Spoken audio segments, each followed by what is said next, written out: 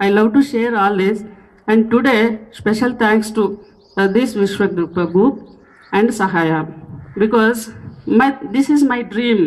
In India, service అనగానే 60 దాటాలి 50 దాటాలి, మనమంతా సెటిల్ అయిన తర్వాత సర్వీస్ చేయాలి అనుకుంటారు. కానీ కాదు, అమెరికాలో 5th క్లాస్ పిల్లలు కూడా ఇంటింటికి వెళ్ళి డబ్బులు అడుక్కుంటారు, డొనేషన్స్ అడుక్కుంటారు.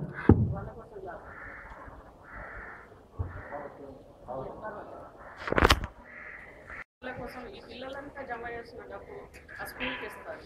అక్కడ ఫ్రాడ్ ఉండదు. రియల్గా ఆ డబ్బు ఏ పని కోసమైతే వసూలు చేస్తారో దానికోసమే వెళ్తుంది.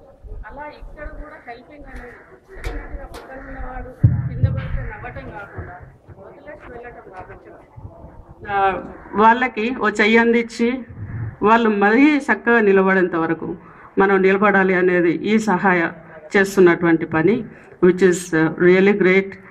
I love it. And